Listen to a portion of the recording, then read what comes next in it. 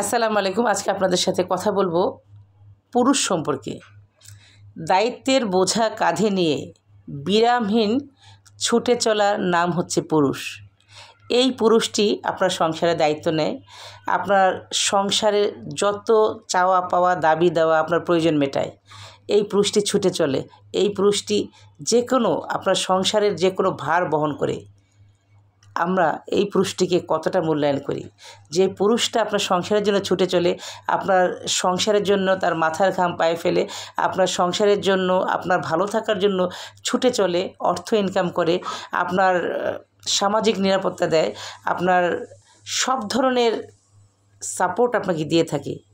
সেই পুরুষটার জন্য আপনি, আমরা কতটুকু কী করছি?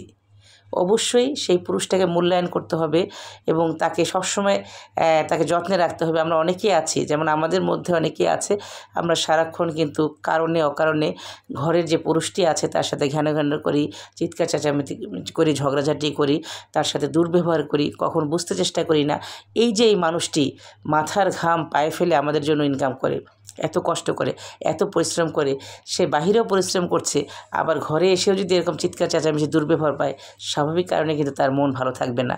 তো যেই মানুষটি আমাদের জন্য আমাদের মাথার উপরে ছায়া হয়ে থাকে, তো সেই মানুষটিকে অবশ্যই আমাদের যত্নে রাখা উচিত এবং তার দেখভাল করা উচিত এবং অবশ্যই উচিত তার ভালো মন্দ, তার শারীরিক সুস্থতা, তার নিরাপত্তা, তার মানসিক সুস্থতা, বিভিন্ন কারণে কিন্তু পুরুষরা সংসার চালাতে গিয়ে হিমশিম খায়। হ্যাঁ, তো তখন মানসিকভাবে সে কিন্তু অনেক কষ্টে থাকে। এমন কিছু বিষয় থাকে যে সেই কথাগুলো সবার সাথে শেয়ার করতে পারে না। তার হয়তো ইনকাম আছে 10 টাকা, কিন্তু তার সংসারের খরচ 20 টাকা। এই বাড়তি 10 টাকা জোগাড় করতে তাকে অনেক হিমশিম খেতে হয়।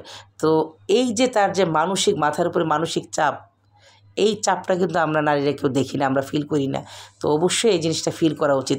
যে পুরুষটা আপনার সংসারের জন্য এত কষ্ট করছে, এত টেনশন করছে, এত দুশ্চিন্তা করছে, এত পরিশ্রম করছে, তো সেই মানুষটাকে যদি আমরা মানসিক সাপোর্ট না দিই এবং তাকে যত্নে না রাখি, তাকে আগলে না রাখি, তার সাথে ভালো ব্যবহার না করি, স্বাভাবিক কারণে কিন্তু তার মনটা একটু বিক্ষিপ্ত হয়ে যায়।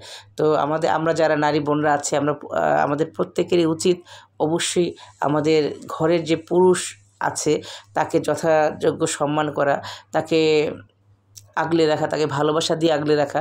তার মনের মানসিক চাপ থাকলে তার উপর যেন বাড়তি কোনো চাপের সৃষ্টি না করি। দেখা গেলো আমাকে শাড়ি দাও, গয়না দাও, এই দাও, আমাদের দাবি, বিষয়টা যেন এমন না হয় আমাদের দাবি দেওয়া মেটাতে গিয়ে তাকে হিমশিম খেতে হয়, আমাদের প্রেশারে যেন তাকে স্ট্রোক করতে না হয়। তো এই দিকটা চিন্তা করতে হবে। তো আমাদেরকে অবশ্যই চেষ্টা করতে হবে আমাদের হাজব্যান্ডকে ভালো রাখা, মানসিকভাবে ভালো রাখা, শারীরিকভাবে ভালো রাখা এবং তাকে তার ভালো থাকার সব ধরনের ব্যবস্থা আমাদেরকে করতে হবে। কথায় কথায় ঘ্যান না করা, রাগারাগি না করা, চিৎকার চেঁচামেচি না করা, তাকে অপমান করে কথাটা বলা, তাকে আঘাত না করা। তো তার বিষয়টা কিন্তু বুঝতে হবে।